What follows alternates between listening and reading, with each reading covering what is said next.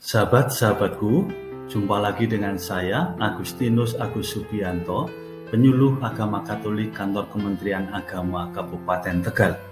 Dalam video kali ini, saya akan membahas mengenai protokanonika dan deuterokanonika. Sebelum lanjut, silakan untuk like, subscribe, dan komen. Jangan lupa bunyikan tanda loncengnya. Video ini boleh di-share atau dibagikan bila bermanfaat. Terima kasih yang telah berkenan like, subscribe, dan komen. Semoga Anda semua diberkati Tuhan.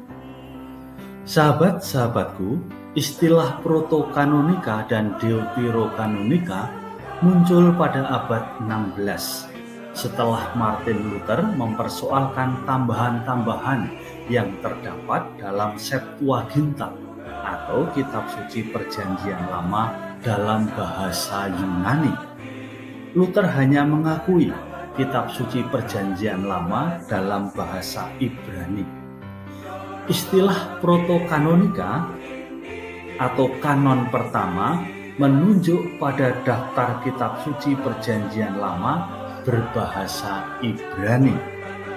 Proto artinya yang pertama atau yang paling dulu.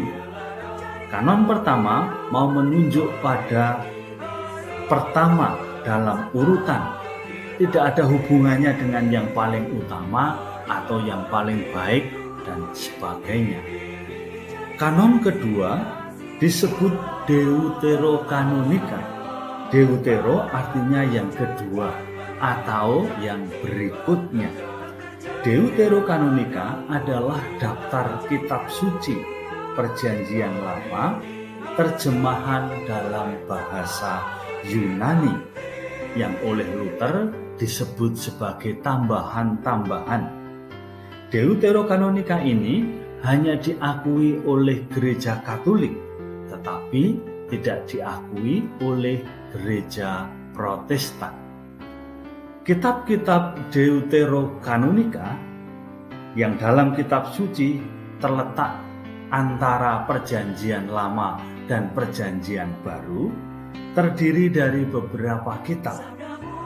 Yang pertama adalah kitab Yudit, kitab 1-2 Makabe, kitab Kebijaksanaan, kitab Putra Sirak, kitab Baruk plus surat Yeremia, dan tambahan-tambahan pada kitab Ester dan Daniel.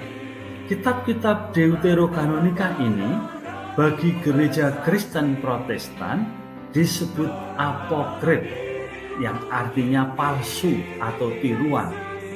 Di sini perlu dipahami bahwa ada pengertian yang berbeda antara gereja Katolik dan gereja Protestan mengenai pengertian apokrif. Bagi gereja Katolik, apokrif berarti tersembunyi atau tidak dikenal. Sedangkan bagi gereja Protestan, apokrif berarti tiruan atau palsu. Namun dalam pengertian umum, apokrif berarti palsu atau tiruan. Beberapa contoh kitab apokrif adalah misalnya Injil Thomas, Kisah Pilatus, Wasiat Musa, dan Wasiat Yeremia.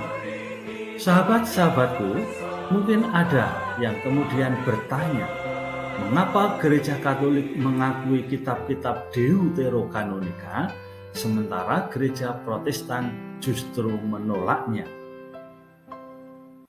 Jawabannya adalah karena gereja Katolik percaya bahwa gereja perdana sejak semula telah memakai Septuaginta, yaitu kitab suci Perjanjian Lama berbahasa Yunani.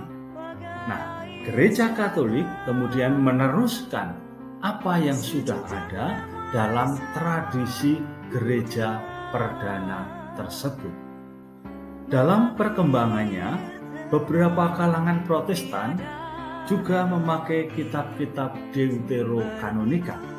Karena itu sejak tahun 1975, Lembaga Alkitab Indonesia atau LAI milik Gereja Protestan dan Lembaga Biblika Indonesia atau LBI milik Gereja Katolik bekerja sama menerbitkan kitab suci edisi lengkap yang di dalamnya memuat Deuterokanonika. Sahabat-sahabatku, itulah pengertian dan perbedaan antara protokanonika dan deuterokanonika. Karena itu, saya ingatkan, kalau membeli kitab suci, pastikan bahwa di dalamnya ada kitab-kitab deuterokanonika. Ayo, mulai sekarang kita membaca kitab-kitab deuterokanonika, karena kitab-kitab ini juga menjadi sumber iman gereja Katolik. Sekian dulu video kali ini, sampai bertemu lagi di video berikutnya. Terima kasih. Shalom.